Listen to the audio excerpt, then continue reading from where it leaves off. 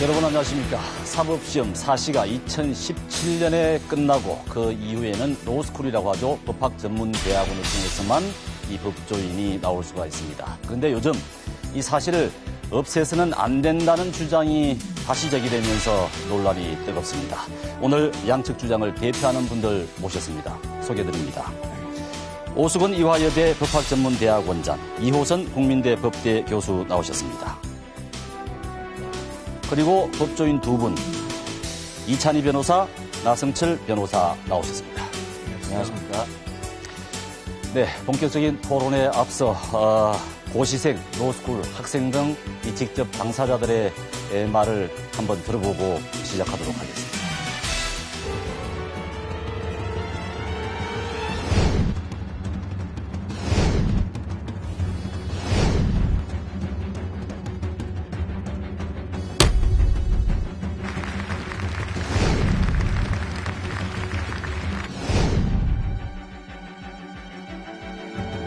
사법고시의 특징이 뭐냐면 나는 이렇게 어려운 시험을 통과했기 때문에 나는 이 정도의 권력을 누릴 수 있다는 어떤 카르텔의 문제가 있다라고 생각합니다. 가장 중요한 거는 실력 아닙니까? 실력이 아니라 스펙으로 그 법조인을 임명하고 그런다는 게 이미 불공정하다는 거 아닙니까? 지방권 대학에서 이렇게 많은 법조인이 배출된 적이 있습니다.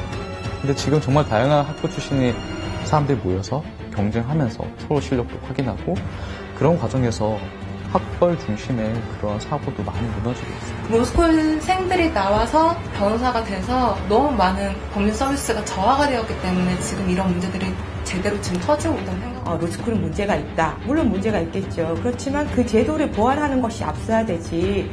그 문제가 있기 때문에 사실을 조치해야 된다는 것은 조금 저는 좀 이해가 좀 어려운 것 같아요. 돈이 없고 덕이 없어도 자기 실력으로 들어갈 수 있는 이 열려있는 사다리가 희망의 사다리가 열려있는 사법시험을 우리는 강력히 주장하고 있는 것입니다.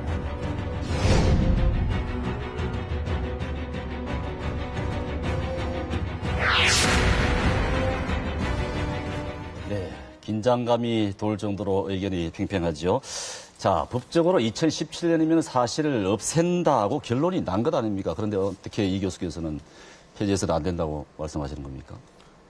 결론이 난 것은 사실 지금 변호사 시험법 붙이게 그렇게 됐는데, 네. 이제 토론은 진행되면서 말씀을 드리겠습니다만은 굉장히 사실 졸속으로 급하게 로스쿨에 계신 교수님들만 들어가서 만들어진 것이 바로 그 변호사 시험법이고 그 법에서 사법 시험을 없애도록 한 것이거든요. 지금 국민들이 한 75%가 지금 최근의 여론조사 결과에 의하면 사법시험 폐지해서는 안 된다. 이렇게 이제 의견을 보여주고 있습니다. 저는 이걸 한 두 가지 측면에서 이렇게 생각할 수가 있다는데, 첫 번째, 이 사법시험이라고 하는 것은 결코 그 로스쿨이 100% 정상적으로 운영된다 하더라도 사법시험만의 강점과 장점이 있다. 저는 그것을 공정과 투명성, 또 그것을 바탕으로 한 희망이라고 봅니다. 그것은 로스쿨이 100% 당초 도입 취지를 살려서 운영된다 하더라도 사법시험이 있어야 되는 겁니다. 그런데 또 하나는 지금 로스쿨이 그렇게 되지 못하고 있다는 겁니다. 당초 도입 취지와 정반대로 굉장히 심각한 사회적 부작용, 현대판 음서제로 상징되는 그런 문제들이 있기 때문에 국민들이 그런 것들을 염려하시고 그런 것들이 여론조사 결과에 반영된 것이 아닌가, 그렇게 생각합니다. 자, 오 교수께서는 예전대로 폐지해야 된다 이렇게 말씀하시는 거죠? 네, 우리가 그 과거의 일을 잘 잊어버리는 경향이 있다는 이야기를 종종 듣고는 하는데요. 사실 존치에 관한 주장을 들으면서 불과 10년도 안 된 일인데 벌써 다 그 왜 사실을 폐지하기로 했는지에 대한 그 이유를 다 잊어버리고 있는 것이 아닌가 하는 생각을 했습니다. 사법시험 폐지는 1995년서부터 2007년까지 한국 사법개혁이라고 하는 큰 틀에서 논의를 해서 결국 사법시험의 폐해를 그대로 방치해서는 안 된다라고 하는 그런 합의하에서 사법시험을 폐지하고 로스쿨을 만들게 된 것입니다. 사법시험의 폐해라고 하는 것은 결국 교육 없이 독학으로 변호사 자격을 따게 함으로써 대학 교육을 황폐하게 하고 무수한 사시낭인을 만들고 국민이 원하는 법률 서비스를 제공할 수 있는 법률가를 양성하지 못한다는 그런 반성에서 폐지가 된 것인데 그 근거는 지금도 유효하고 또 앞으로도 유효할 거라고 생각을 합니다. 당시 폐지했을 때 사회적 합의가 있었던 것 아닙니까? 그때 그만한 이유가 있었을 텐데 지금 설명한 것으로 충분합니까?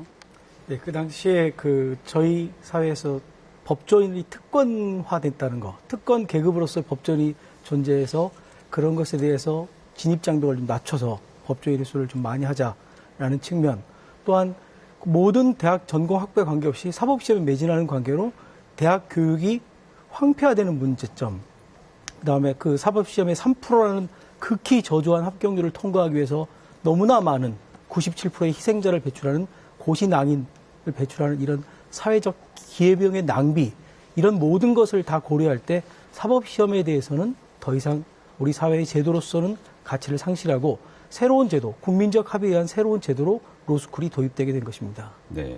나 변호사께서는 반론이 있을 것 같습니다. 예, 일단 2007년에 사법시험이 폐지되기로 사회적 합의가 있었다는 부분에 대해서 저는 상당히 의심스럽습니다. 왜 그러냐면 그때 당시에 정부에서 로스쿨을 추진을 하고 그 사법시험을 폐지하는 방안을 추진을 했었습니다. 그렇지만 그게 정치적으로 잘 설득이 안 되는 상황이었고, 그래서 굉장히 그때 당시 여당에서는 힘들어하던 상황이었습니다. 그래서 제가 당시 기사를 하나 발굴을 했었는데요. 2007년 8월 25일자 투데이 코리아 이은영 당시 국회의원의 인터뷰인데, 이은영 의원께서 2007년 8월 25일자 투데이 코리아 인터뷰에서 뭐라고 말씀을 하시냐면, 로스쿨 문제는 안상수 법사위원장을 중심으로 반대벽이 두터웠다. 한동안 설득을 해서 포섭 작업에 공을 들였다. 이들을 따돌리고 로스쿨법을 통과시키기 위해 꾀를 냈다. 한나라당의 사학법 재개정을 도와줄 테니 로스쿨법을 받아들여라고 제안을 한 것이다. 이때 한나라당 지도부에서는 무슨 일이 있어도 사학법을 털고 가겠다는 생각이 강했던 시절이다라고 얘기를 하고 있습니다. 그러니까는 정치적으로 사회적 합의가 있었던 게 아니라 이거는 정치적으로 딜을 한 것에 불과합니다. 그리고 또 한 가지 7, 8년 전에 그러한 폐지하기로 한 합의가 있었다고 얘기를 하는데, 오히려 96년도에 어떤 내용이 있었냐면은 대법원과 세계화 추진위원회가 우리 법조인 양성 제도를 어떻게 개선할 것인가에 대해서 논의를 했었습니다. 그때 세계화 추진위원회에서는 로스쿨을 강하게 주장을 했었고, 대법원에서는 그걸 사실 반대하는 입장이었습니다. 근데 95년 말에, 김영삼 정권 말에 어떻게 됐었냐면, 결국에는 당시 로스쿨을 도입하지 않기로 했습니다. 그리고 그 대안으로 무엇을 제시를 했냐면은 사법연수원의 미국 로스쿨의 장점을 받아들이자. 그래서 사법연수원 시스템을 대학원 시스템, 학기제, 학점제로 바꾸고, 심지어는 사법연수원을 수료를 하면은 학위를 인정을 하는 방침까지 검토가 됐었습니다. 네. 만약에 7년 전, 8년 전에 합의가 있었다고 한다면은 96년에 로스쿨을 도입하지 않기로 한 합의는 또 무엇인지. 안 됐다고 말씀하시는 것 같은데, 예. 어떻게 보십니까? 네. 그러니까 사회적 합의라고 하는 것이 온 국민이 다 만장일치로 찬성을 해야 사회적 합의가 있다라고 주장하는 거는 일단 하여튼 현실 정치에서는 생각하기 어려운 일이고요. 한국의 사법개혁 논의라고 하는 것이 굉장히 오랜 역사를 갖고 이루어졌는데, 그 과정에서 여러 기관에서 여러 안들이 많이 도출됐었습니다. 그러한 여러 논의들이 결국 로스쿨이라고 하는, 그리고 40페이지라고 하는 것으로 결론이 내져서 그 결론이 바로 입법이 된 겁니다. 그러니까 우리가 국회 입법을 중시하는 이유는 그것이 사회적인 합의가 있다라고 하는 그런 논리적인 전제가 있는 것이죠.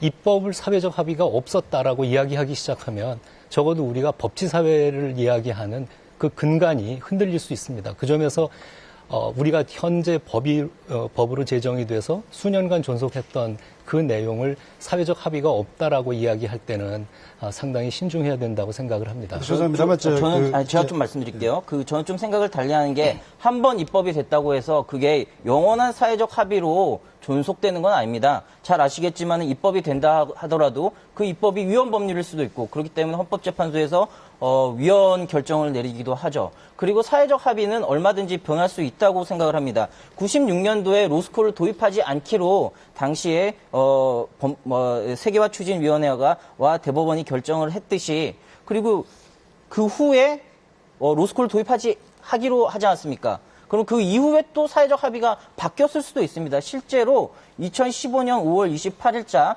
동아일보 기사를 보면 동아일보가 여론조사를 했습니다. 여론조사 전문기관인 리서치에 의뢰를 해서 5월 23일, 24일 여론조사를 했는데 당시에 사법시험을 유지한다는 의견이 전 국민의 74.6%였고 로스쿨 제도가 기회의 균등에 어긋난다는 대답이 60.3%였습니다. 로스쿨 입학 절차에 대해서도 56%가 불공정하다고 응답을 했고 로스쿨 졸업자가 취업할 때 실력 외에 집안 배경 등의 요인이 영향을 미치는지 질문엔 그렇다는 대답이 87.8%나 됐습니다.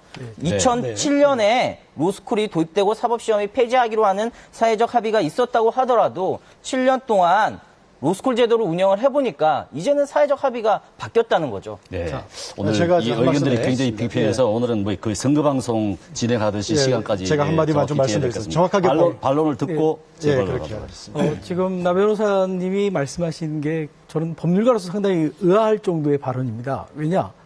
사회적 합의가 있었다라는 부분에 대해서 우리는 대의민주주의를 취하고 있는 국가거든요. 국회를 통과했으면 일단 사회적 합의를 전제로 하는 법률이라고 생각합니다. 거기에 대해서 만약에 위헌성, 어떤 뭐 정치적 미락이라든지 위헌성이 있어가지고 그 법에 대해서 다투고 싶으면 대한민국은 위헌 법률 심판을 제기할 수 있는 헌법소송 제도를 갖고 있는 나라입니다. 그렇게 접근을 하면 되는 것이지 사회적 합의가 없었다라고 본인의 이해관계랑 다르면 그렇게 매도하는 것은 법률가적 사고방식은 아니라고 생각하고 또한 우리 사회에서 로스쿨 도입에 논의가 됐던 시점이 언제인지를 살펴보면 전부 다 문민정부 시절이었습니다. 군사 정권 시절에서는 사법 권력은 소수에게 독점되는 권력일 수밖에 없었어요. 그 사법 권력에 접근할 수 있는 문턱을 낮추고 국민에게 좀 더 풍부한 사법 서비스를 제공하자는 취지에서 로스쿨 제도가 논의되었다가 김영삼 정부에서 제가 볼 때는 너무 원론적인 얘기를 많이 하시는 것 같은데요. 말씀 끝나면 말씀주시기 바라겠습니다. 그 김영삼 정부에서 그런 이야기 했다가 다시 노무현 정부에서 이 사법 개혁 과정을 통해서 로스쿨이 도입된 거예요. 그러니까 권력을 소수가 갖느냐 아니면 좀 더 많은 사람에게 기회를 제공하느냐라는 측면에서 봤을 때 만약 위헌이라면 지금이라도 법률가적인 시각이라면 위헌 소송을 제기하셔야죠. 네, 알겠습니다. 이 교수님 개발을 부탁드리겠습니다. 자, 그 입법이 어떻게 되신지 아십니까? 이게 2007년 7월 3일 날 지금 로스쿨법 소위 법학전문대학원 설치하는 법률이 됐습니다. 이게 국회 회기가 그날 끝나는 날인데 7월 3일 자정으로 끝날 때 밤 11시 51분에 상정된 것이 바로 로스쿨법입니다. 그리고 54분에 사학법이 상정됐습니다. 그리고 이 법은 법사위도 거치지 않았습니다. 국회 본회의에서 의원들이 이 법을 무엇인지도 모르는 상태에서 표결을 한 법입니다. 이게 과연 사회적 합의가 있었다고 보십니까? 그리고 사회적 합의가 있었다고 보려고 그러면 일본처럼 가려고 그러면 로스쿨법이라고 하는 법이 두 개가 있어야 됩니다. 뭐냐? 변호사 시험법과 로스쿨법이 같이 가야 됩니다. 이 설계가 같이 돼 있어야 되는데 이게 사회적 합의가 없이 졸속으로 왔다고 하는 얘기는 지금의 변호사 시험법이 언제 만들어졌습니까?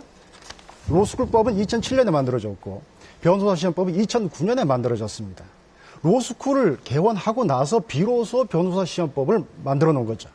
그리고 이 변호사 시험법을 제정할 때 어떤 분들이 들어가셨냐? 이미 그 로스쿨법에 의해서 로스쿨 인가된 대학의 교수님들만 들어가신 겁니다. 이분들이 들어가셔서 어떻게 했냐? 바로 그 법에다 부칙을 만들어갖고 사법시험을 폐지하도록 한 겁니다. 그러니까 이 법 두 개가 만들어진 과정을 보면 사회적 합의나 준비가 전혀 안 됐다는 것이죠. 그리고 우리가 케이크를 자를 때 공정하게 케이크를 자르려고 그러면 선택권을 가진 사람이 있고 자르는 사람이 따로 있어야 됩니다. 그런데 이 변호사 시험법 어떻게 되냐면 자르는 사람이 선택권도 갖게 된 겁니다. 그러니까 처음부터 이 법 자체가 우리가 법학을 하시는 분들 아닙니까? 이 절차적으로도 문제가 있고 실제적으로 이게 원천 무효인 법입니다. 이 법을 가지고 사회적 합의라고 그러면 굉장히 무리다. 알겠습니다. 알겠습니다. 이제 논의를 좀 더 진전을 시켜보겠습니다. 양쪽 다 희망의 달이라고 얘기를 하지 않습니까? 사법시험이 개천에서 용이 날 수 있는 희망의 달이다 그러고 아니다. 로스쿨이야말로 정말 희망의 달이다. 이렇게 주장이 팽팽한데 맞서고 있는데 공평한 기회의 측면에서 어느 쪽이 정말 유리한 제도가 되는 겁니까? 아마 이번 사시 존체 논란에서 가장 많이 나온 슬로건이 희망의 사다리라고 하는 말인 것 같습니다. 가난한 집 젊은이가 고생 끝에 사시 합격해서 출세를 하게 해야 된다. 그런 취지인데요. 그래서 사시를 공정 경쟁의 상징으로 말하는 분들이 있는데 실상 속을 들여다보면 그렇지 않습니다. 왜냐하면 희망의 사다리가 필요한 사람들은 사회에서 경제적으로나 사회적인 취약계층인데 공정한 경쟁이라고 해서 모든 사람을 경쟁하게 하는 이런 사시는 그런 정말 희망의 사다리가 필요한 취약계층에게 닿을 수 없는 구조를 갖고 있습니다. 왜냐하면 사법시험을 보기 위해서는 장기간, 뭐 조사에 따라 다릅니다만은 5년, 7년 이상 공부를 해야 되고, 왜냐하면 사법시험 평균 합격 연령이 28세입니다. 그렇게 시작을 해도 성공할 확률은 3%입니다. 그리고 사법시험 준비를 위해서는 생활비, 학원비, 그런 거를 다 치러야 됩니다. 그렇게 긴 기간 동안 굉장히 낮은 확률의 목표를 향해서 시간과 노력을 쓸 수 있는 사람은 정말 사회적으로 취약한 계층이라고 얘기할 수 없습니다. 정말 그런 계층의 분들은 아예 포기를 하든지 아니면은 2, 3년 하다가 말 수밖에 없습니다. 그래서 사시가 공정한 경쟁의 상징이라고 얘기하는 거는 비유를 하자면 산 위에 금덩어리를 쌓아놓고 여기 오는 사람 선착순으로 하나씩 다 가져갈 수 있다라고 얘기하는 거하고 똑같습니다. 네. 올라가면 가져갈 수 있습니다. 그러나 힘없는 사람은 가져갈 수 없습니다. 누가 네, 아까 지금 취약계층 말씀을 하셨는데요. 로스쿨에 특별 전형이 있어서 차상위 계층을 선발을 할 수 있는 제도가 있기는 있는 거 알고 있습니다. 그 비율이 몇 %입니까? 6%입니다. 6.1%로 알고 있습니다. 네. 그럼 우리나라에서 로스쿨 등록금이 없어서 등록금 문제 때문에 로스쿨을 갈 수 없는 사람이 6.1%에 불과합니까? 아니란 말이죠. 천도정 황인태 교수가 2014년도에 낸 논문에 의하면은 로스쿨로 단일화될 경우에 전 국민의 70% 이상이 경제적인 이유로 로스쿨 진입을 포기하게 되고 로스쿨을 통해서 변호사 되는 비용은 1억 577만 원이라고 계산했습니다. 반면에 사법시험 같은 경우에는 거꾸로 전 국민의 70% 이상이 진입을 할 수 있고 하위 20%만 진입에 어려움이 있다라고 얘기를 했고 사법시험을 준비하는 데 드는 비용은 약 6천만 원 정도에 불과하다고 했습니다. 과연 어떤 것이 국민에게 더 유리하고 더 많은 국민에게 더 많은 기회를 부여하는 제도인지 의문스럽고 6.1%가 과연 6.1%라도 제대로 되고 있냐 하면 그게 아닙니다. 2012년도에 감사원에서 감사를 했는데 로스쿨 특별 전형, 그러니까 취약계층, 차상위 계층자에 대한 특별 전형이 완전히 꼼수였다라고 꼼수 사례가 우르르 적발됐습니다. 대표적인 게 뭐냐면은 부모와 자신이 별도로 건강보험료가 낸다는 걸 이용을 해서 부모는 약 2억 원의 부동산을 가지고 있는데도 자신의 건강보험료를 통해서 로스쿨 차상위 계층 특별 전형으로 입학한 사례가 있었습니다. 네. 이 6.1%조차도 제대로 운영이 안 되고 있다는 거죠. 네, 제가 반론을 좀 하겠습니다. 지금 나 변호사께서 말씀하신 그 자료에 통계를 낼 때 어떻게 문제에 따라서 다른 거예요. 로스쿨에 1억 얼마가 드는데 그 돈을 내고 로스쿨 갈 수 있습니까? 이렇게 물으면 난 돈이 없어서 못 가요. 이렇게 말합니다. 그런데 로스쿨에 가면 등록금의 45%를 장학금으로 줍니다. 그 다음에 당신이 45%가 아니라 지금 37%죠. 네. 그렇게 말을 하고 그 다음에 만약에 당신이 정말 우리 사회에서 사회적 경제적 배려자이면 장학금을 전액을 지급합니다. 그리고 당신이 조금만 들어와서 성적을 일정 수 맞추면 졸업할 때까지 돈 한 푼 안 내고 로스쿨을 수료할 수 있습니다. 이렇게 물었을 때도 나는 로스쿨을 안 간다는 국민이 그 수 퍼센트가 나올 수 있을지 정말 의문이고요. 자, 그러면은 장학금 그렇게 확실히 줄 것 같으면은 등록금 많이 낸 다음에 장학금 준다고 하시지 말고 애시당초 등록금을 장학금만큼 깎으면 되지 않습니까? 실제로 2014년 초에 어떤 로스쿨에서 등록금을 75%를 지급을 한다고 했다가 갑자기 40%대로 지급률을 낮췄습니다. 그때 전국 법학전문대학원 학생협의회에서 국회에서 기자회견을 했는데 뭐라고 했냐면은 등록금 인상은 로스쿨을 경제적 상위 계층만을 위한 제도로 전락시킬 수 있다라고 했습니다. 이게 제가 한 얘기가 아니라 로스쿨 학생들이 한 얘기입니다. 왜 약속을 했으면은 줘야 되는데 안 줍니까? 바로 가겠습니다. 나 변호사님 여러 가지 논점을 얘기하셨는데 우선 하나씩 정리를 해보죠. 우선 황인태 교수가 연구한 그거에 여러 가지 오류를 지적할 수 있지만 결정적인 오류는 확률 계산을 안 했습니다. 그러니까 예를 들면 사람들이 3%의 확률을 갖고 있는 목표를 향해서 달성할 때 하고 93%를 갈 때 하고의 그 비용의 감각은 전혀 다릅니다. 그러니까 지금 황 교수의 얘기는 전적으로 성공한 케이스만 다뤘기 때문에 그건 적절치 않고요.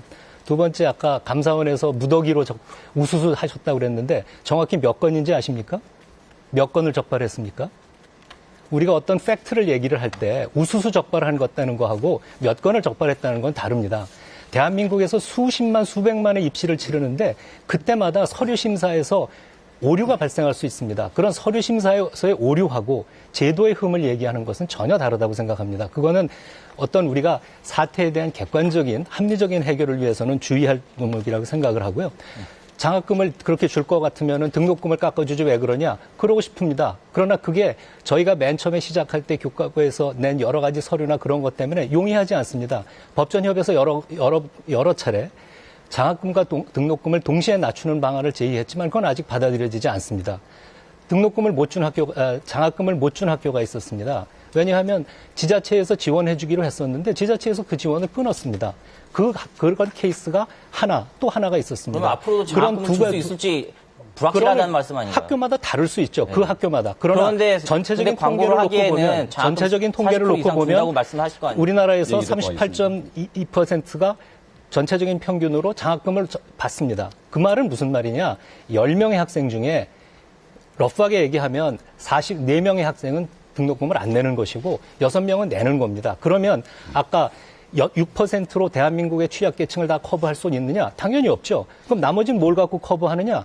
그렇게 전액 장학생을 갖고 커버를 하는 겁니다. 그래서 그렇게 취약계층에게 직접 희망의 사다리를 놓을 수 있는 제도가 법전원의 제도입니다. 네, 제가 이 봤습니다. 교수님. 네. 확률과 계산 통계의 정확성을 말씀을 하셨는데 저는 우선 로스쿨 협의회에서 나온 사법시험 합격률 2.94% 그렇게 말씀하셨죠. 네. 3%가 안 된다. 그 통계에 나온 그 자체가 문제 있다고 생각하지 않으십니까? 그 통계 어떻게 나온지 잘 아시죠?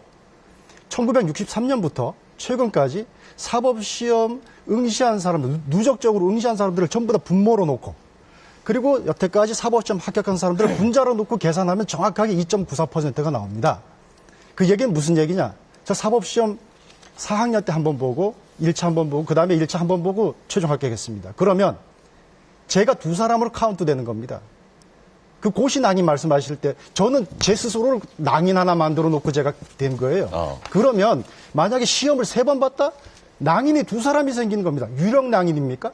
도대체 이런 확률을 이런 통계를 가지고 통계를 지금 잘못 내고 있습니까? 이건 정말 로스쿨 협의회에서 정말 사과하셔야 되는 거고요. 고시낭인이란 말이 어디 있습니까? 자기 꿈을 위해서 투자하는 사람을 가지고. 그리고 아까 오 교수님 감사합니다. 저는 산에 올라가서 금을 캔 사람입니다. 저는 중학교만 졸업하고 고등학교를 못 나왔습니다. 3년 동안 문자 그대로 독학해서 우리 사회에 희망의 사다리 하나 또 있습니다. 검정고시 있습니다. 그 희망의 검정고시 사다리 하나 타고 올라와서 그다음에 대학을 장학금 받고 갔습니다. 그 사법시험을 나중에 시작했습니다. 1년 8개월 정도 했습니다. 그렇게 돈 많이 안 듭니다. 1년 8개월 하고 나서 여기까지 왔습니다. 제가 금을 얻은 셈입니다. 감사합니다. 그런데요. 그러니까 이 사법시험은 네. 사람에 따라서 네. 얼마든지 그것은 조절할 수 있는 금액이지. 그걸 가지고 일반화하는 건 굉장히 곤란하다. 그리고 제가 사법시험 합격률 관해서 제가 교수님 질문을 하겠습니다. 네, 말씀하세요. 대화를 좀 시간을 균등하게 네. 했으면 좋겠습니다. 첫째. 자, 교수님이 사법시험 공부하실 때 신림동에 고시학원이 있었습니까? 있었습니다. 그 얼마나 많았습니까? 모든 수험생들이 얼마나 신림동 고시학원에서 공부했습니까? 전 몰랐습니다. 제가 교수님은 모르셨죠? 전 생활보호 대상자이기 때문에 네. 그런 고시학원 있는지도 몰랐고 알았어도 가지 못했습니다. 네, 지금 하시는 말씀 중에 뭐냐면 또 한 개 질문을 하겠습니다. 네. 신림동에 그럼 고시원에 얼마나 많은 고시생들이 모여서 하시는지 보셨습니까? 모릅니다. 네, 교수님. 로스쿨이 도입된 건 시대의 흐름에 따라서 도입된 거지 옛날 교수님이 사법고시 공부할 때 나는 정말 열심히 아침부터 몇 시간씩 공부해서 사법시험을 붙었다. 그러니까 지금 20년이 지난 지금도 똑같은 제도를 도입해야 된다. 라는 거는 시대의 흐름을 못 만드는 옛날 향수예요.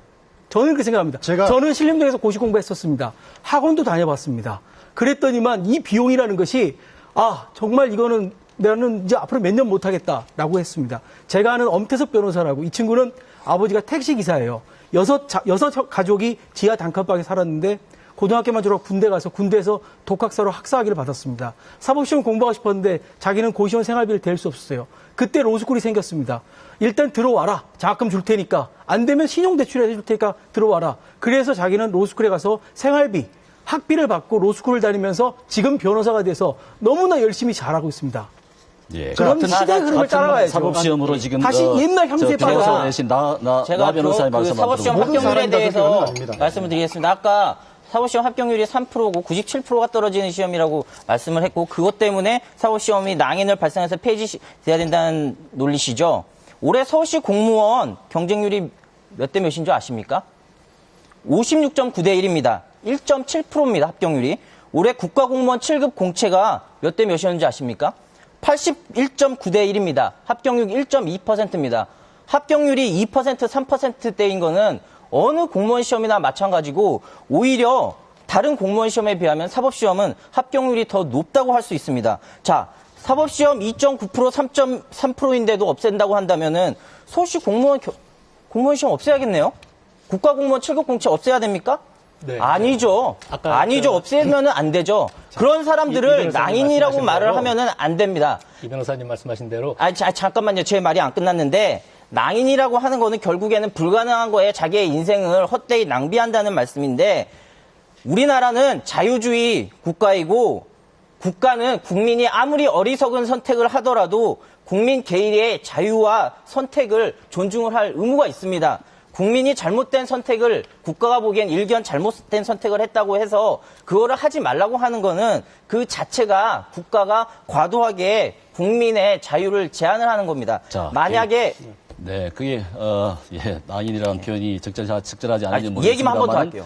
네. 만약에 3% 시험에 도전하는 사법시험 응시자가 낭인이라고 한다면은 4년에 한 번 전 세계에 단 한 명에게 금메달을 주는 올림픽을 위해서 4년 내내 열심히 운동을 하는 태릉 선수촌에 있는 국가대표는 올림픽 낭인입니까? 그리고 기약 없는 교수의 길을 걷기 위해서 기약 없이 해외로 유학을 떠나는 사람은 그러면 교수 낭인입니까? 네, 비유가 아주 심각한데요. 원장의 반론을 듣겠습니다. 네. 이제 이런 토론을 하다 보면 이제 그 주제의 핵심적인 문제는 놓치고 이제 그 지역적인 문제를 갖고 자꾸 놓는 이야기 드는데요. 아까 이 교수님 말씀하신 통계가 적절하지 않았다. 그럴 수 있습니다. 그러나 그럴 대한민국에 수 있다는 정도로 넘어간 건 아닙니다. 예, 그건 상당히 중요한 문제입니다. 그걸 핵심으로 공격을 하시면서 제가 지금 말씀드리겠습니다. 그 잘못을 들어보세요. 인정하시는 네. 거 아닙니다. 네. 예. 그러면 대한민국에서 누가 몇 번 받는지를 알 수 있는 통계가 없다면 지금 그 지적은 좋은 지적이지만 지금 대한민국에서 누가 몇 번씩 받는 거 없다면 우리는 정확히 몇 사람이 받는지는 알 수 없습니다. 그러니까 예를 들면 그분이 정말 몇 번 받는지 그걸 알 수 없는 한 일단은 그 통계를 써야 되는 거죠. 그러니까 그 통계를 일단 그렇게 쓰면 가감을 해서 들으면 되죠. 그러면 여기 그 숫자에는 거기가 포함되어 있구나. 아까 지금 통계를 말씀하셔서 제가 그 얘기를 안 하려다가 통계를 말씀하시니까 잠깐 하고 넘어가야겠네요. 아까 맨 처음에 국민적 합의를 말씀하시면서 동아일보 기사를 언급을 하셨는데 우리나라 성인 남녀 1000명이 75%가 사실을 찬성을 한다고. 그것이 무작위 전화번호 추출 방식에 의한 전화 설문조사였습니다. 그런 설문조사는 전문가들 의견에 따르면은 응답률이 10%가 안 됩니다. 그러니까 1000명한테 응답을 하려면 그걸 받으려면 10,000명한테 받아야 됩니다. 저한테 어느 제보를 해주신 분은 그 조사에서 맞는지 안 맞는지 모르겠습니다. 응답률이 11.6%였다고 합니다. 그러면은 원래 모든 설문조사가 지금 말씀을 먼저 듣고 이건 굉장히 중요한 얘기라서 왜냐하면 짧게 좀 해주십시오. 그러면 그 86%는 무응답입니다. 그러니까 관심이 없는 겁니다. 사시 존치를 하든 안 하든 관심이 없는 거고 응답한 사람들의 75%가 지지한 거고 그런데 그때 그 응답한 사람들도 어떤 질문을 받았는지는 드러나지 않았습니다. 그러니까 우리가 통계 이런 걸 얘기를 할 때 그런 전후 사정을 다 보지 못하면 정확하게 접근할 수는 없다고 봅니다. 지금 이 토론을 보고 있는 우리 일반 시청자 여러분들도 좀 생각해 주시기 바랍니다. 지금 무슨 용어가 상당히 어렵고요.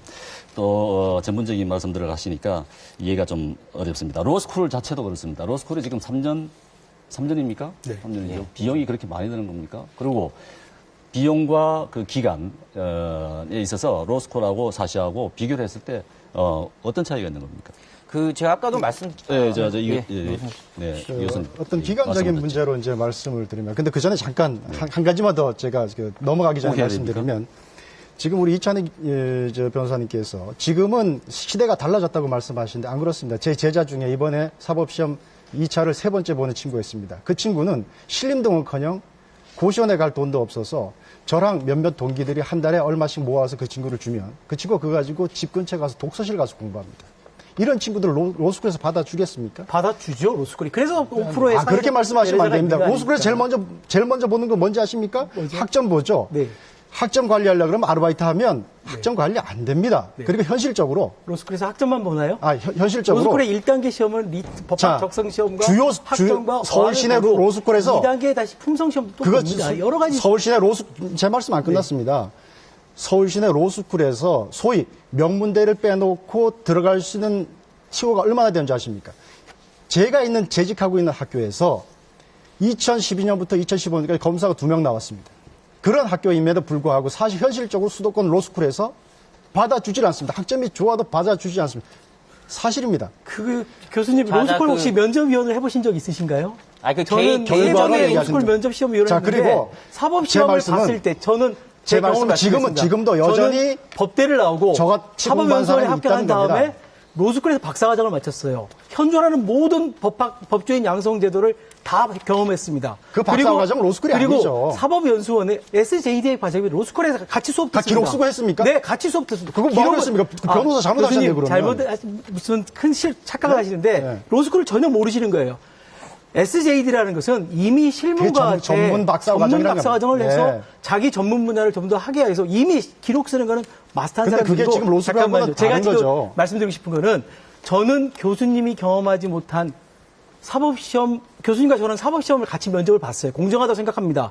저도 사법시험이 공정하다는 것은 이론 없습니다. 근데 저는 로스쿨 면접도 봤어요. 로스쿨생들을 뽑을 때.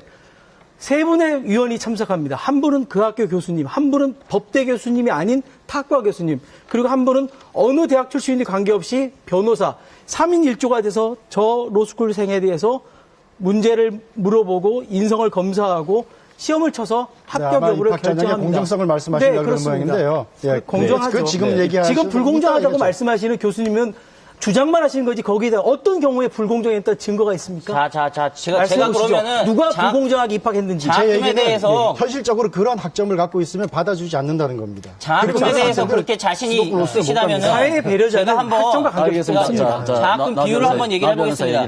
로스쿨 장학금 그렇게 확실히 주실 수 있을 것 같으면은 한번 장학금 지급률 얘기를 해보세요. 2009년에 로스쿨 장학금 지급은 47%였습니다. 그런데 2013년에 38.2%로 하락을 했습니다. 등록금 인상률 2009년도에 비해서 8.7% 올랐습니다. 사립 로스쿨이. 같은 기간에 학부는 0.5%밖에 인상 안 했고 국공립은 4.8% 로스쿨이 인상되는데 같은 기간 학부는 오히려 4.5% 인하가 됐습니다. 그러면은 지금도 사실 황인태 천도정 교수에 의하면은 70% 이상의 국민이 로스쿨을 갈 수 없다는 건데 앞으로 그러면은 장학금을 더 줘서 갈 수 있느냐? 지금 로스쿨 재정을 한번 보겠습니다. 네, 거기에서 잠깐만요. 중요한 얘기입니다. 중요한 얘기. 여기까지 들어야 됩니다. 과연 앞으로 로스쿨에서 장학금을 더 지급을 하고 등록금을 낮출 수 있는 가능성이 있냐 하면은 없다는 것이죠. 왜냐? 지금 현재도 로스쿨 같은 경우 국공립 로스쿨이 383억 적자고 사립대 로스쿨이 15개 학교가 합쳐서 885억이 적자입니다. 그리고 국공립 로스쿨에 정부가 지금 370억을 지원을 하고 있습니다. 현재 38% 로스쿨 장학금을 주고 있는데도 이 정도 적자가 나는데 앞으로 더 어떻게 장학금을 지급을 할 것이며 앞으로 더 어떻게 로스쿨 등록금을 낮추겠냐는 거죠. 네. 그 조사를 많이 해오셔서 참 애쓰셨다는 생각이 드는데요. 네, 많이 썼죠. 예. 장학금, 로스쿨에서 장학금을 충분히 주지 못하는 가장 큰 이유는 지금은 법학교육이 전부 다 개별 대학의 부담으로 되어 있습니다. 그런데 존치를 주장하는 사실은 국가 재정이 엄청나게 들어갑니다. 많은 국민들이 제가 깜짝 놀랐는데 사법시험을 유지를 하려면 국가 예산이 들어간다는 걸 모르고 계세요. 사법연수원의 사법연수생들은 공무원으로 월급도 받고 사법연수원을 유지하기 위해서 엄청난 국가 예산이 듭니다. 아마 500명 연수생 하는데 한 500억 정도 든다 그래요. 아닙니다. 그 500억은 1000명 기준이고. 네, 1000명 하는데 500억. 예, 1000명 하는데 500억 정도 든다. 말씀을 듣고 가겠습니다. 자, 나 변호사. 말씀을 듣고 가겠습니다. 1000명 하는데 500억 정도 든다 그래요. 국민들이 그런 걸 몰라요. 이게 사실가 국가 예산이 들어간다는 거를. 그러니까 비교를 하려면 똑같이 비교를 해야죠. 국가 예산을 거기서 뺐다고 생각하면 그거는 누가 드느냐를 생각을 해야 됩니다. 예. 자, 알겠습니다. 자, 그러면 제가 예산 한번 고시가 고비용이라는 부분에 대해서 어떻게 생각하십니까? 고시가 고비용이다? 교수님 제가 좀 얘기하겠습니다. 예, 사법연수원 비용이 500억이라는 거는 1000명 기준 얘기고 아까 말씀드린 것처럼 지금 저희들이 로스쿨을 없애자는 거 아닙니다. 로스쿨이랑 사법시험이랑 같이 가자는 건데 만약 사법시험이 존치된다면 저희들은 한 200명 정도를 예상을 하고 있습니다. 200명 정도 되면은 이 국가 예산이 100억 정도로 확 줄어듭니다. 그런데 아까 말씀드린 것처럼 이미 국공립 로스쿨에는 370억이 국고 지원이 되고 있는 상황이고 현재 로스쿨 전체 운영비가 얼마 드는지 아십니까? 2,600억 듭니다. 2,600억. 2,600억 드는데 만약에 사법연수원을 없애고 사법시험을 없애고 로스쿨 단일체제로 가면은 분명히 로스쿨은 등록금 인상을 하고 장학금 줄이고 국고 더 지원해달라고 얘기를 할 겁니다. 지금도 370억이 지원이 되고 있는데 2014년도에 박광민 교수님인가요? 박광민 교수님이 사립학교에 220억 더 지원해달라고 했습니다. 총 600억 지원해달라고 하는데 과연 2,600억이 들고 있고 정부 지원금이 600억 이상 필요한 로스쿨과 200명 정도 뽑으면은 100억 정도밖에 안 드는 사법시험 중에서 뭐가 고비용 구조고 뭐가 저효율 구조냐 마치 준비된 대본을 다 소화해 가시는 것처럼 너무나 어렵게 말씀하시는데 아까 사회자께서 말씀하신 듯이 이 자리는 국민들한테 쉽게 설명하는 제가 쉽게 설명하겠습니다. 제가 제 말이 끝나면 하겠습니다. 네. 자, 혼자 하시면 이제 반론 듣겠습니다. 나 변호사님 말씀하신 것 중에 장학금 관련돼서 제가 말씀드리겠습니다. 장학금 액수가 몇 퍼센트 되지 상관없이 로스쿨에는 장학금 제도가 있습니다. 사법시험 공부하시면서 장학금 받아보셨나요, 국가에서? 사법시험은 대기만 하면 황금방석이 안 씁니다. 저도 그랬습니다. 연수원 들어가니까 들어가자마자 첫 달부터 5급 사무관 월급을 줍니다. 그 다음에 공무원이라고 어딜 가도 할인 혜택을 줍니다. 정근수당도 줘요. 게다가 교재 무료입니다. 연수원 식당 아주 좋은데 밥도 아주 저렴합니다. 이렇게 되고 난 다음에 황금방석을 깔아줄 것이 아니라 법조인이 되기 전에 교육해서 내가 변호사 시험을 준비하는 과정에서 얼마라도 장학금을 주는 제도가 더 우수한 제도인지 내가 내는 혈세로 그건 저기 우리 사법시험을 공부해서 월급 받은 지금 퍼센트의 문제지 주느냐 안 주느냐는 우리 지금 나 변호사님이 크게 이 교수께 반론 기회를 이찬희 변호사님 그건 사법시험과 사법연수원의 성격을 잘 몰라서 그러시는 겁니다. 프랑스 같은 경우에는 국립사법관 학교라고 하는 걸 도와가지고 전공 불문하고 거기에 입학시키면 그 사람들을 교육시켜서 국가가 생활비까지 다 줘가면서 이게 법관으로 이제 임용을 하거든요. 네. 우리의 사법시험은 사실 판검사 공직 임용 시험이었습니다. 네. 소수가 시작됐었죠. 그러다가 임용 안 되는 사람들이 변호사 나가고 그러다가 네. 자꾸 인원이 늘다 보니까 지금 기형적으로 되긴 했지만 기본적으로 사법시험은 판검사 공직 임용 시험의 성격을 갖고 있었기 때문에 네. 지금 말씀하신 것처럼 들어가면 그렇게 공무원 대우를 해줬던 겁니다. 네. 근데 기본적으로 저도 변호사라고 하는 것은 민간 자격증이기 때문에 여기 사법시험 학교와 사법연수원이라도 그런 대우를 안 해주면 되는 건가요, 교수님? 아니 기본적으로 저는 아니 제 말씀 들어보세요. 네. 기본적으로 저는 변호사는 민간 자격증이기 때문에 네. 수익자 부담의 원칙에 따라서 네. 국가 세금 절대 쓰면 안 된다고 생각합니다. 네, 그러면 사법연수원 네. 들어가면 그런데 제 말씀 들어보세요. 제 말씀 들어보세요. 네. 지금 2011년 좀 오래된 데이터입니다만 지금도 크게 변함없을 겁니다. 2011년 기준으로 보면 국공립대학에서 등록금 받은 게 246억입니다. 그런데 인건비로 나가는 게 367억이에요. 인건비도 못 된 등록금이에요. 그럼 나머지는 어디서 갖고 오냐? 375억을 세금으로 받습니다. 로스쿨에서 세금 안 쓴다고 얘기하시면 안 됩니다. 사립대학은 어떤지 아십니까? 625억 등록금입니다. 인건비로만 714억이 나가요. 인건비도 안 돼요. 그러면 그 돈 1326억을 어디서 갖고 옵니까? 이것도 세금 가져오고 사립대학에 각 대학 다른 전공, 다른 학과에 있는 사람들, 다른 학생들에게 돌아가야 할 돈을 지금 다 사립대학의 로스쿨에서 다 빼먹고 있는 겁니다. 이거 왜 개인적인 자격증을 만들어주는데 왜 다른 사람들이 돈을 내야 되고 국가가 돈을 내야 됩니까? 저는 찬성합니다. 기본적으로 찬성합니다. 지금 교수님께 다시 한번 묻겠습니다. 로스쿨에서 그렇게 세금을 쓰는데 그럼 또 세금을 쓰는 사법연수원을 계속 유지해야 되는 것인가요? 아니 전 이미 한 번 있는 이 제도를 어떻게든지 그러면 세금을 더 적게 하고 이 안에 수익자 부담 원칙을 해서 이 제도를 개선 발전시켜 이제 겨우 6년 된 제도를 개선 발전시킬 생각 안 하고 이건 문제 있으니까 또 세금 한 500억씩 쓰는 이 사법연수원 또가 아니가 지금 유지하는 겁니다. 그러니까 그리고 이거 사법연수원 빠면 이 국가 세금이 이쪽으로 옮기면 지금 로스쿨 협의회에서 계속 요구하시는 그런 거 아닙니까? 사법연수원을 그대로 두면서 또 세금을 여기는 여대로 쓰고 로스쿨은 로스쿨대로 쓰고 이게 바로 사법시험을 존치하자는 저희들 주장은 교수님 그게 주장. 아니라 그럼 뭐죠? 로스쿨 같은 경우에는 네. 지금 장학금 30%씩 주다가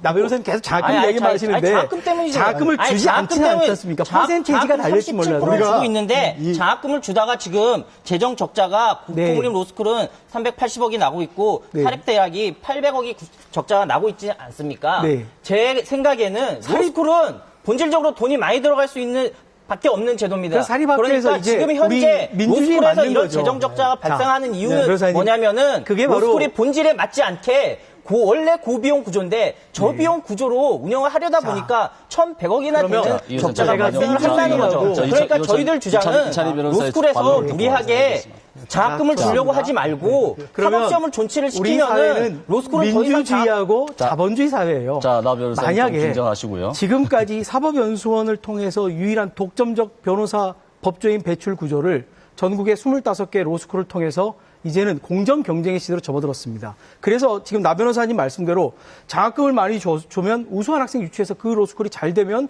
그 장학금을 나중에 메꿀 수 있는 여지가 있죠. 그러나 이 학교가 정말 장학금도 못 메꾸고 등록금으로는 도저히 유지가 안 되고 국가 재정도 더 이상 지원이 안 되고 그러면 스스로 문을 닫게 됩니다. 그게 이 민주주의와 자본주의에 맞는 제도이지 이 세상에 공부하면서 돈까지 받아가면서 공부하게 만드는 그리고 그 만들어진 사람이 특권층으로 소수로서 우리 사회에서 나는 법조 엘리트로서 살아가는 이러한 시스템을 유지한다는 것 자체가 바로 현실에 맞지 않는 제도라는 거죠. 이찬희 변호사님, 뭐 자꾸 황금방석 얘기하시는데 네. 제가 먼저 변호사가 됐거든요. 네. 그래서 황금방석 앉은 적이 없습니다. 네. 저는 뭐 그렇게 특권 누린 적도 없고요. 교수님이 네. 특권이라고 네. 인식조차 못하는 게 문제예요. 지금 이 후배 아니, 세대들은 그렇게 말씀하십니다. 교수님을 보시면 저 때는 내가 얼마나 할 수 있었는지 그렇게 여지를 갖고 말씀하시죠. 있는 제 거예요. 말씀 좀 네. 들어보세요. 그러니까 이게 본인의 기준으로 아까 그 지금 현재대로 사법시험 판단하지 존치 문제, 말라는 거예요. 제 말씀 들어보세요. 자, 잠깐만요. 사법시험 존치 문제뿐만 아니라 저는 장기적으로 우리가 대한민국의 법조 인력을 어떻게 양성을 어떻게 해야 되냐. 저는 크게 봐서 우리가 공직임용시험 따로 변호사시험 따로 투트랙으로 가야 된다고 생각합니다. 그러나 그 논의가 멀기 때문에 우선 사법시험을 놔두고 장기적으로 봐서 판검사를 임용하는 그 공직시험은 거기는 국가가 계속 돈을 대줘야 됩니다. 그러나 변호사는 수익자 부담의 원칙에 의해서 자기가 부담받도록 로스쿨이 됐든 뭐가 됐든 이렇게 우리가 큰 틀에서 논의를 해야지. 자, 우리 기본적으로 사법시험을 존치한 입장에서 보면 로스쿨 폐지하자는 얘기 안 합니다. 로스쿨 인원만큼 뽑자는 얘기도 안 합니다. 로스쿨 정원에 한 20% 정도만 남겨두자는 겁니다. 왜 그게 안 됩니까? 아니, 저희는 로스쿨 폐지하자는 소리를 안 하는데 왜 같이 가자는데 사법시험을 폐지해야 로스쿨이 산다. 그 논리 좀 말씀해 보세요. 나 좀 궁금해 죽겠어요. 설명드릴게요. 우리가 이제 사법시험이 존치되면 어느 정도 말씀하셔야죠. 네. 우리가 사실을 얘기를 듣고 폐지하고 로스쿨을 간 가장 큰 원인이 가장 큰 이유가 뭐였나를 좀 생각을 해봐야 됩니다. 그거는 지금 이 교수님 말씀하신 대로 법률가를 양성하는데 교육을 통해서 양성을 해야 된다. 독학을 해서 시험을 봐서 양성하면 안 된다. 이게 이제 그 많은 긴 논의의 결론이었다는 거죠. 그런데 지금 기본적으로 사법시험의 존치가 문제인 거는 여전히 어떤 법률가는 독학을 해서 시험에 의해서 선발을 한다는 겁니다. 적어도 전 세계에서 전 법률가를 교육이 아니라 교육의 과정을 거치지 않고 단순히 시험만으로 뽑는 그런 나라가 도대체 몇 나라나 되는지 모르겠어요. 지금 그러니까 기본적으로 우리가 교육이라고 하는 거를 부인하기 시작을 하면 도대체 교육 시스템을 부인하기 시작하면은 그때는 정말 우리 사회가 걱정이 된다는 겁니다. 그러니까 우리가 사법시험을 폐지한 가장 큰 이유는 이제는 법률가들도 교육을 통해서 배출을 하자, 교육을 통해서 양성을 하자. 그것이 제일 중요한 거예요. 제가 한 말씀 드리겠습니다. 자, 지금 굉장히 위험한 말씀을 하시는데 그러면 지금 로스쿨이 아닌 전국의 대학에 법학과 법과대학에서 1년에 7,000명의 학생들이 들어와서 법학을 전공합니다. 이 사람들이 사법시험에 응시할 겁니다. 이 사람들 다 독학하는 겁니까? 대한민국에 계신 비로스쿨 대학 법학과들은 안 가르친다는 얘기입니까? 그거는 사법시험을 어떤 식으로 운용하에 따라서 사법시험을 존치할 때 저희는 분명히 대학의 정기적인 커리큘럼과 연계해서 할 겁니다. 그러니까 걱정 안 하셔도 됩니다. 지금 하신 말씀 굉장히 오만하신 말씀인데 비로스쿨 대학들은 법과대학도 아니다. 거기서 교육도 안 시키다 지금 이런 전제가 아니에요. 감히 그런 말씀 하실 수 없습니다. 논리를 비약하시는 거죠. 아니요, 논리를 비약하시는 거죠. 아니면 논리가 비약이 아니죠. 왜냐하면 그러면 사법시험에 법과대학 졸업생만 봅니까? 지금 35학점 하면 누구나 볼 수 있습니다. 독학하면 왜 안 됩니까? 독학하면 왜 안 되냐? 지금 이제 정말 속내를 말씀해 주셨는데 법률가는 독학을 해서 할 수 있다라고 하는 거는 법률가가 교육과정을 거치면서 습득해야 되는 여러 가지 역량. 그런 것들을 무시하고 그냥 자기 혼자서 책 보고 공부해서 시험만 합격하면 된다는 정말 20년, 30년 전의 얘기를 되돌아가자는 거거든요. 왜 그러면 지금 법과대학을 무시하냐? 무시하지 않습니다. 우리가 법과대학 법률가를 양성하는 교육 시스템을 어디서 두기로 했느냐? 대학원에 두는 것이 좋겠다.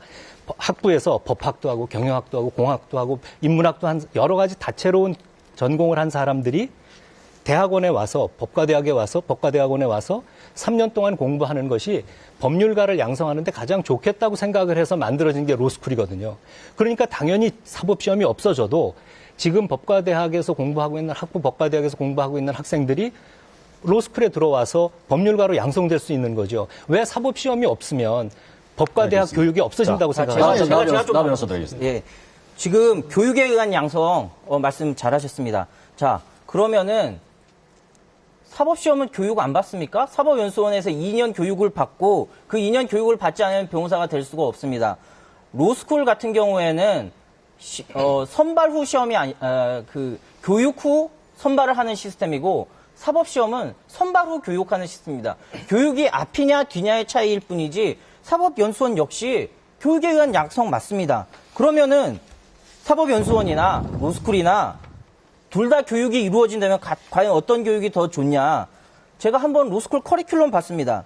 로스쿨에서 형사소송법, 검사나 형사 변론을 하려면은 형사소송법을 알아야 되죠. 형사소송법을 전공 필수로 정하지 않은 로스쿨이 25개 로스쿨 중에서 5곳이고 이혼, 상속소송의 필수적인 가족법을 전공 필수로 가르치는 로스쿨은 단 한 곳도 없습니다. 중앙일보 2014년 8월 28일자고 제가 그래서 확인을 해봤습니다. 헌법 같은 경우에 경북대, 건국대, 경희대, 중앙대, 한양대, 강원대, 동아대, 부산대, 전남대 상당수 로스쿨이 헌법 과목을 단지 한 학기만 전공 필수로 지정을 하고 있습니다. 그래요. 그러면 지금 이 부실한 그 커리큘럼이 이게 제대로 이루어지고 있느냐? 그 질문에 대한 답을 들어보죠. 로스쿨 교육 제도를 좀 개선시키자라는 문제이지 그것 때문에 사법시험을 존치하자라는 건 아닌 것 같아요. 왜냐?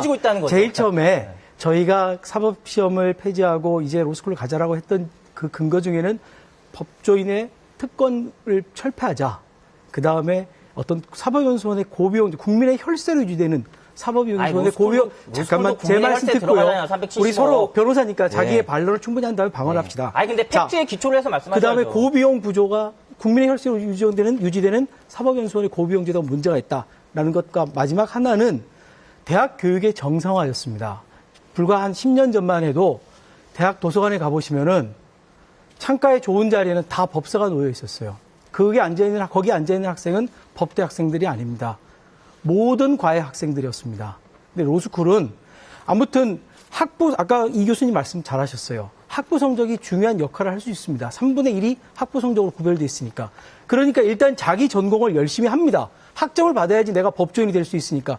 그러는 과정에서 내 적성이 경제학이었구나. 내 적성이 공학이었구나. 이걸 4년 동안 깨닫고 자기 전공을 찾아갈 수 있는 기회를 주는 거예요. 그러나 사법시험만이 유일한 창구가 되는 아까 말씀하신 계층 이동의 사례가 되는 경우에는 거기에 매달리기 위해서 대학교 입학하면 내 학점과 관계없이 무조건 법서를 핍니다. 대학이 고시원화된 거예요. 네, 전문 그게 문제라는 법조인을 키우고 있다고 말씀하시고 있는 것 같은데. 저는 전혀 그렇게 생각합니다. 로스쿨 없애자는 얘기가 아니라니까요. 제가 잠깐 이해를 돕기 위해서 문제점을 말씀드릴게요. 이 말씀을 좀 드리겠습니다. 지금 말씀드리면 우리 대한민국 로스쿨이 세계에서 최단기로 변호사들을 만들어내고 있습니다. 아시죠? 우리나라 사람들 굉장히 우수한 모양입니다. 프랑스 같은 경우에 변호사가 되기 위해서 5.5년 걸립니다. 프랑스의 변호사 연수원 들어가려고 그러면 학부에서 적어도 법학 4년 이상 공부하고 들어가야 됩니다. 그리고 나서 18개월 연수하고 변호사가 됩니다. 독일 같은 게 법과대학 들어가서 2번의 국가고시를 치고 2년 동안 연수를 한 다음에 변호사가 되기 때문에 평균 7.5년이 걸립니다. 일본 어떻습니까? 일본 우리랑 똑같은 로스쿨이라서 3년이라고 생각하시죠? 아닙니다. 그 사람들 신사법시험 합격하고 나면 사법 연수 들어가서 1년 합니다. 4년 들어갑니다. 그리고 신사법 시험이 엄격하게 시행되기 때문에 거기서 나온 자원들이 다 걸러지게 됩니다. 우리는 지금 전공 말씀하신 다양한 전공 학부에서 그래 그 다양한 학부 전공 공부한 게 그게 나중에 큰 사회 경험 없이 들어간 것이 큰 자원이 됩니까? 그 사람들이 들어가서 법전을 네. 처음 잡고 나서 3년 만에 변호사가 되는 겁니다. 아니 지금 사법시험에서도 20% 정도는 전공이 다른 사람들이 얼마든지 변호사가 되고 있어요. 그러니까 그걸 가지고 강점으로 얘기하시면 안 되고 자 3년 만에 이렇게 만드는 비결이 뭡니까? 궁금해 죽겠어요. 네, 네. 말씀 들어보죠. 지금 왜 미국은 얘기는 빠졌는지 모르겠네요. 미국의 의견? 네. 제 말씀드리겠습니다. 추가적으로 제 말씀. 제가 말씀드릴게요. 아까 나 변호사님 잠깐 말씀하신 것 중에 이런 거 전공 필수 안정해서 로스쿨을 해서 교육을 통한 양성이 전혀 안 이루어지고 있다. 과한 말씀이죠.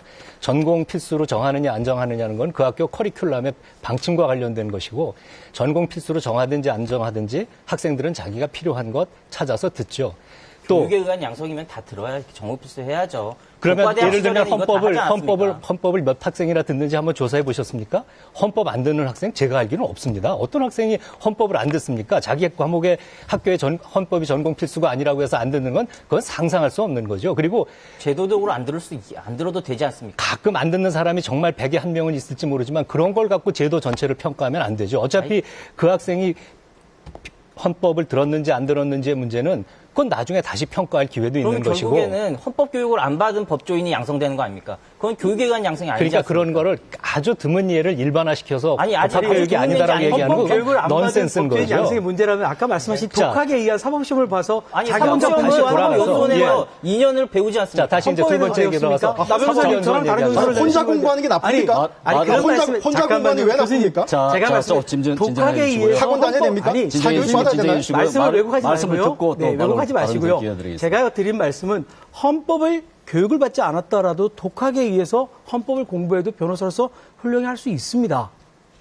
사법연수원 다니셨다고 해서 사법연수원 헌법 공부하셨습니까? 아니, 저랑 다른 연수원 다니셨죠? 그 말씀은 사법시험이 네. 있어야 된다는 자, 얘기랑 똑같습니다. 법과대학 때 헌법 사법시험 그렇게 독학을 말씀하시면 공부해서 사법시험 사법연수원 없애야 된다고 들어가서 헌법 공부 안 아니, 해도 독학을 해도 좋으면 유능한 변호사가 될 수 있어요. 교육에 의한 양성이라는 왜 조치를 그 과목을 내주면 안 꼭 되죠. 들어야지만 유능한 변호사가 될 수 있다라고. 자, 이 변호사님 교육에 의한 말씀 양성이라고 자, 해놓고 저는 정말 말이 안 돼요.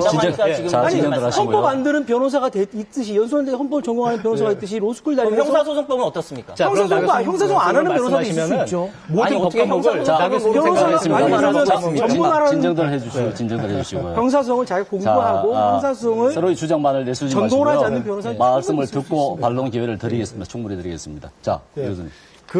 그러면 좋습니다. 뭐 충분히 교육을 시키신다 그랬는데 그럼 그 검증 필터인 변호사 시험에 저는 변호사 시험의 3대 악이라고 제가 표현하는데 네, 첫 번째 말씀해 주시죠. 변호사 시험 성적 공개 안 됩니다. 합격한 본인에게도 성적 공개 안 해줍니다. 전 세계 이런 유례가 없습니다. 자, 알겠습니다. 변호사 시험 성적 공개를 안 하니까 자꾸 말들이 많던데 네. 왜 성적 공개를 안 하는 거죠? 그래서 저는 변호사라서 변호사 시험 성적 공개해야 된다고 생각합니다. 제가 그것 때문에 만약에 의견이 다시 맞네. 사실로 돌아가자.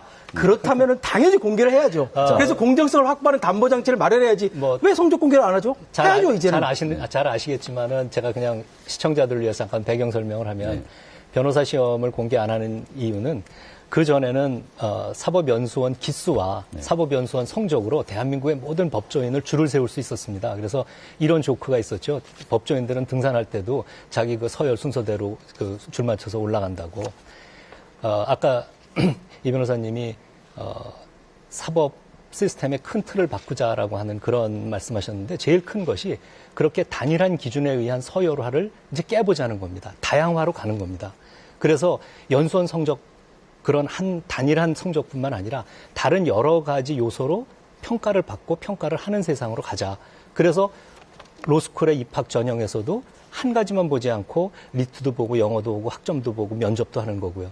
그다음에 이제 변호사가 돼서 나갔을 때도 변호사 성적 하나만 갖고 평가하지 말고 다른 요소를 갖고 평가를 하자. 자, 이렇게 되니까 우리 사회가 아직 이제 그거를 수용하기에 준비가 안 돼 있어요. 어떤 준비가 안 돼 있냐 하면 그게 공정하지 않다고 생각하는 겁니다. 그래서 제가 이제 하도 답답해서 제가 요새 이런 이야기를 합니다. 자, 그러면 결국 옛날의 사법 시스템은 사전적으로 공정성을 담보합니다. 딱 한 가지 기준만 세우니까 당연히 그건 뭐 공정하죠. 지금은 다양성을 허용해 놓고 공정성은 사후적으로 확보를 하는 겁니다. 그래서 공정하지 않은 판단을 한 조직이나 그런 경우가 있으면 형사적인 제재를 받을 수도 있고 명성이 떨어지겠죠. 그런데 공개를 자, 하지 않으니까 불신과 오해가 불신에 될 서죠. 수 그래서 있는 제가 거예요. 이런 제안을 합니다. 진짜 한국에서 이런 결정을 해야 될 것 같아요. 자, 우리 그런 게 불신되니까 지금서부터는 변호사 시험 성적 공개하고 판검사는 변호사 시험 성적만 갖고 뽑자. 전 그렇게 결정하면 할 수도 있다고 생각합니다. 그렇게 하면 공정성은 100% 살 겁니다. 뭐는 희생되느냐? 이제 사람에 대한 평가의 다양성은 희생하는 겁니다. 저희가 정답이 뭔지는 압니다. 어느 시절에 한국이 다 신뢰할 수 있는 사회로 가면 그때는 단일한 기준으로 정당성을 평가하지 않고 개인적인 시청자 다양할 입장에서 겁니다. 하나 네. 여쭤보겠습니다. 그러면은 지금 로스쿨 40대는 판검사를 임용을 하면 되는 거지 않습니까? 그런데 이제 로스쿨은 어떻게 합니까? 판검사를 어떻게 임용을 합니까? 법원과 검찰에서 별도로 인재하는데 사실은 그것도 지금 뭐 다양성이라 그러는데 예컨대 대법원에서 이번에 경력법관 임명했습니다만 거기에 그 뭐 평가 요소들이 예컨대 뭐 전문성, 성실성, 뭐 책임감, 뭐 이런 식으로 상당히 추상적인 거죠. 그것은 다양성이라고 하는 것은 핵심하고는 멀어진 겁니다. 우리가 법률가는 기본적으로 프로 아닙니까? 자, 프로 골퍼가 들어가는 학교에 골프를 치지 않고 너 들어와라. 그거 말고 프로 축구 선수가 입단할 때 그거 말고 다른 걸 들어오면 우리가 프로 축구 선수 만들어주겠다. 이 세상에 이런 건 없는 겁니다. 제대로 하려 그러면 로스쿨 들어갈 때 법학 능력 측정해야죠. 나올 때 당연히 동일한 시험 봐가지고 성적 공개해야죠. 그거 가지고 평가하는 것이지 인성이라고 하는 것은 그야말로 눈에 귀에 걸면 귀걸이, 코에 걸면 코걸인 거죠. 그렇기 때문에 자 지금도 당연 보십시오. 자 감사원 고위공직자의 자녀가 감사원의 그 로스쿨 졸업 변호사로 들어갔다. 또 유력한 정치인의 자녀가 들어갔다. 왜 들어갔냐? 이 사람들 하는 얘기가 그렇습니다. 뭐 하다 보니까 많이 몰려서 공정하게 뽑았는데 그래도 객관적 절차에서 뽑았는데 보니까 그렇겠다. 우연이었다. 왜 로스쿨 들어온 다음에 그렇게 우연이 많습니까? 왜 국내 굴지의 로펌에 대기업에 세계적인 대기업에 로스쿨 출신의 이런 불신의 졸업생들이 들어갔는데 나중에 보니까 변호사 시험도 떨어졌더라. 한 6년 정도 우연히 하다 들어갔습니까? 보니 우연히? 지금 아까 말씀드린 법원에서 뭐 이렇게 우연이 많아요? 추상적인 기준이 될 수밖에 없었던 이유는 성적을 몰라요. 법원도 변호사 시험 성적을 모릅니다. 그러니까 추상적인 기준으로 해서 뽑을 수밖에 없었죠. 대형 로펌이나 대기업이나 아까 국가기관이나 성적을 몰라서 못 뽑았습니다. 그럼 그게 문제가 된다면 성적 공개로 제도 개선을 해야죠. 네. 저는 변호사 시험 성적 공개함으로써 공정성을 확보하지만 우리가 추구하려고 했던 다양성은 많이 후퇴할 거라고 생각합니다. 그러나 입법자가 선택하면 가는 거죠. 네, 그것도 또 논의를 거쳐 시행착오를 겪으면서 가장 올바른 제도가 뭔지 다시 또 제가 보기에는 성적만으로 하면 옛날 학력고사가 모든 대학의 학과부터 대학부터 서열화했었던 것을 문제가 있다 해서 수능으로 돌아와서 지금 성적뿐만 아니라 여러 가지 요소를 고려해서 대학생을 선발하듯이 지금 로스쿨이 그런 제도인데 수능에서 지금 문제가 됐다고 해서 다시 성적 순으로 우리 대학교 학과를 정하자라고 학력고사로 돌아가자고 주장하는 국민이 많습니까? 아니죠. 오 교수님께서 바로 로스쿨도 그렇다는 거예요. 선발 기준의 다양성을 두면은 제가 여쭙겠습니다. 이번에 만약 그게 아니고 공정하지 한마디만. 않다면 공정한 제도를 만들어 보고 다시 또 어떤 제도로 시행착오를 겪어 나가는 게 맞는 오 거죠. 교수님께서 로스쿨 협의회 제도 개선 특별위원회 위원장 아니십니까? 그러니까 여기서 이 얘기가 나오는데 굉장히 중요한 얘기라고 생각합니다. 그러면 로스쿨 협의회에서 입법자가 뭐 그렇게 한다면 한다고 이제 뭐 얘기를 하는데 그러면 특위위원장으로서 또 로스쿨 협의회에 계신 그 분으로서 그런 건의를 하실 의향이 있습니까? 제도위원회 위원장으로서는 제가 그런 저희 위원회에서 논의를 하지 않았기 때문에 말씀드리지 못하지만 제 개인적으로 제가 그냥 법전원의 원장으로서 그다음에 법전원의 교수로서는 저는 다양성을 우리 한국 사회가 그래도 추구해야 된다는 쪽입니다. 그러나 지금 공정성에 대한 그런 염려가 많다면 저는 그것도 갈 수 있는 방법이라고 생각합니다. 지금까지 말씀을 들어보니까 잠깐만요. 뭐 로스쿨을 완전히 폐지하자는 건 아닌 것 같고 아닙니다. 제도를 미비점을 보완했으면 좋겠다는 것인데 그럼 말씀하실 부분이 어떤 점을 보완해서 하면 좋겠다고 생각하세요? 자, 제가 이런 말씀 드리겠습니다. 과거에는 고위직 자제들이 사법시험에 합격을 하면은 아무도 의혹 제기를 하지 않았습니다. 오히려 아버지가 정치하느라고 시간도 없었을 텐데 자식들이 저렇게 열심히 해서 사법시험에 합격했구나. 아버지가 신경도 못 썼을 텐데 혼자서 저렇게 열심히 했구나. 라고 얘기를 합니다. 그런데 로스쿨 시대에 들어오니까는 쟤는 아버지가 누구다, 쟤는 어머니가 누구다, 이런 얘기들이 나오고 있습니다. 그 이유는 뭡니까? 사법시험이랑 로스쿨 제도의 차이의 문제입니다. 아까는 지금 변호사 시험 성적 공개 문제를 말씀하셨는데 사실 중요한 거는 로스쿨 입학 성적입니다. 로스쿨 입학에서는 면접이 상당히 많은 비중을 차지하고 있고 제가 본 로스쿨 같은 경우에는 면접 비율이 거의 40%에 육박을 합니다. 이거 어떻게 계량화를 해서 객관화를 할 것이냐의 문제인 거죠. 네, 알겠습니다. 답변을 듣겠습니다. 제 결론. 네. 그런데 사법시험 같은 경우에는 점수로 판단을 합니다. 그러니까 상당히 객관적이고 상당히 공정한 제도입니다. 그러니까 로스쿨 좋습니다. 로스쿨 그렇게 다양성 추구하는 거 좋으니까 로스쿨은 그렇게 다양성 추구해서 가고 사법시험은 사법시험대로 굉장히 강점이 있습니다. 이거는 점수로 하기 때문에 그 누구도 이의를 달 수가 없는 제도입니다. 그러니까 사법시험을 둬서 로스쿨이 계량화할 수 없는 부분을 사법시험으로 보완을 하자는 거죠. 알겠습니다. 순서를 하시죠. 이찬희 변호사. 지금 어떤 근거로 로스쿨의 입학에 부정이 있고 부정이 있다는 말씀 안 들었습니다. 잠깐만요. 그분은 그런 계량화를 할 수가 없다 이거죠. 지금 그런 계량을 할 수도 하시지만 제가 예를 하나 들겠습니다. 이번에 어느 국립대학 총장님 따님이 대형 로펌에 취업했다가 변호사 시험에 불합격해서 다시 들어가지 못하게 됐다는 기사가 있었습니다. 저는 그걸 보고 어떤 걸 느꼈는가 하면 그래도 변호사 시험이 제대로 기능을 하고 있구나 느꼈어요. 왜냐? 자격이 안 되는 법조인 시장에 내보내지 않는 기능, 필터 기능을 변호사 시험이 한다고 생각했습니다. 그리고 지금 병행에 대해서 지금 말씀하시는데 병행이라는 것은 두 제도가 장점이 있을 때 병행을 하는 거예요. 그런데 한 제도가 우리 국민적 합의에 의해서 이 제도는 너무나 문제가 많으니까 다른 제도로 바꿔보자라고 제도를 변환했습니다. 그런데 이 제도에 조금 문제가 생겼다고 제도가 더 나빠서 변경했던 그 제도를 다시 병행해서 나가자 그 많은 세금과 그 많은 문제점들을 어떻게 감당하실 건지 과연 나중에 시간이 지난 다음에 그 사시의 병행에 대해서 고시낭이나 대학에 확대되면 그 책임을 지실 수 있는지 저는 그게 의문이에요. 좋고 나쁘고는 국민들이 아마 시청자께서 판단하실 것 같고요. 제가 한마디 건의만 좀 하겠습니다. 지금 변호사 시험이 필터 기능을 하신다고 그렇게 말씀하셨는데 이거 아십니까? 현재 변호사 시험은 객관식 빵점마저도 합격하는 구조인 줄 아십니까? 네, 그럴 수도 있죠. 어떻게 그렇게 당당하게 말씀하십니까? 교수님, 엄청나게 큰 정말 객관식 빵점을 맞아도 합격한다는 걸 객관식 빵점을 맞고 주관식 빵점을 맞았는데 합격했다면 문제가 됩니다. 왜냐? 사법시험적 사고기 때문에 그래요. 사법시험은 모든 과목에 평균한 사람을 모집합니다.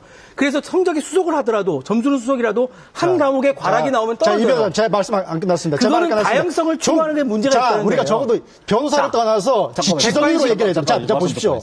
어떻게 운전면허 시험을 봐도 과락 점수가 70점, 80점인데 40점을 과락으로 해놓고 객관식 100점 만점에다가 주관식과 객관식을 섞어놨습니다. 그리고 그 비율을 주관식 3, 객관식 1 이렇게 해놨습니다. 이 말은 주관식 100점을 맞으면 75점. 제가 아까 나 변호사님께서 말씀하신 올림픽의 예를 하나 들겠습니다. 객관식, 주관식에다가 54점 점수만 퍼주면 빵점, 객관식 빵점, 주관식 100점 맞아도 그 사람이 합격점을 넘으면 합격이 돼야 된다고 저는 생각하는 이유가 우리가 김연아 선수를 예를 들어. 김연아 선수가 기술적인 측면에서 빵점을 맞았어요. 실수를 해서. 김연아 선수가 기술적인 측면에서 빵점을 맞았어요. 그러나 예술 점수에 100점을 맞았습니다. 그런데 전체 선수 중에서 1등을 하면 금메달을 줘야죠. 그 심판이 김연아 코치는 아니죠? 아니, 공정한 재산. 김연아 코치가 심판은 아닙니다. 지금 얘기는 로스쿨 교수들이 채점하고 비로스쿨 교수들한테는 채점 안 시킨 이유가 뭡니까? 어떤 시험을 말씀하세요? 변호사 시험 출제는 비로스쿨 교수들도 변호사 출제합니다. 그런데 채점에는 비로스쿨 교수들이 들어오지 못하게 합니다. 자, 그 얘기가 뭔 얘기냐. 자, 우리가 서로 눈 가리고 앙하지 맙시다. 합격자를 맞추기 위해서 채점 다 한 다음에 성적 보정한다는 얘기가 돌고 있고요. 채점하러 들어갔던 법조 실무가들 이거 점수 줘야 되냐고 늘 로스쿨 교수님들하고 옛날에도 사법시험이 그런 얘기 다 있습니다. 옛날에도 사법시험이 전체 과락 때문에 합격자가 안 나오면 조정을 했어요. 마무리할 때가 다 됐습니다. 근거 없이 말씀하시는 게 아니라 마무리 발언 시간을 드리겠습니다. 자, 대단한 설전입니다. 결론이 날지 않을 것 같습니다. 서로의 의견이 아주 팽팽하게 맞서 있어서 한 1분씩 마무리 발언 드리도록 하겠습니다. 좀 건전한 대안을 제시해 주시면 고맙겠습니다. 자, 나 변호사부터 먼저 시작하겠습니다. 저희들은 그 사법시험이 개천에서 난 용이라고 생각하지도 않습니다. 법조인이. 이제 법조인이 무슨 용입니까? 법조인이라는 건 직업의 하나입니다.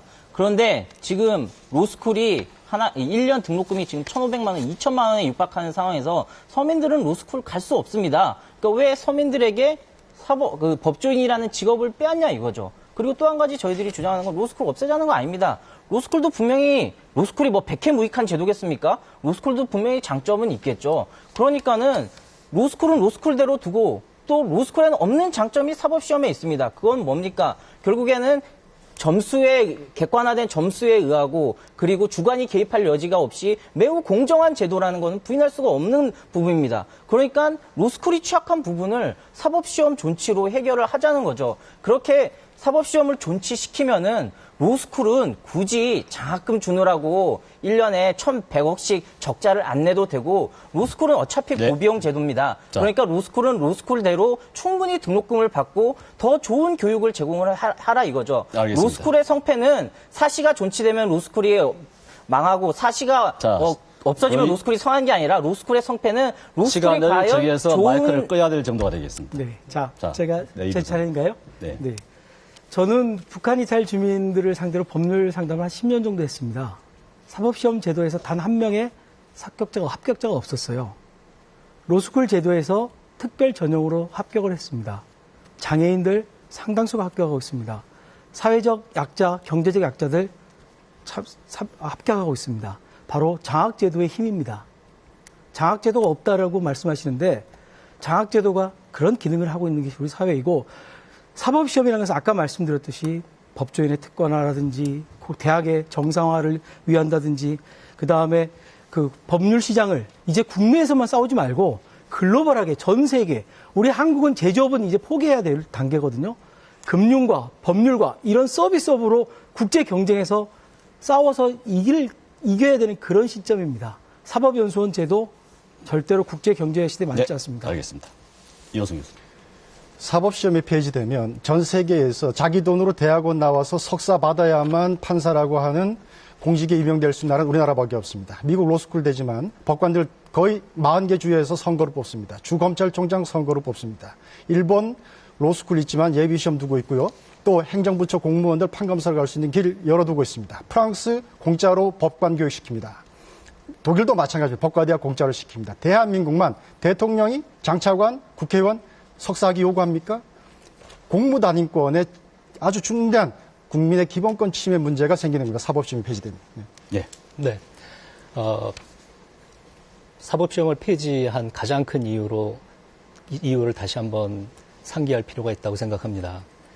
혼자 독학을 해서 공부를 하는 것은 정말 가난한 사람이 할 수 있는 일은 아니고 정말 특별한 능력과 운과 재능을 가진 분은 성공할지 모르지만 많은 사람들에게 희망이 줄 수는 없습니다.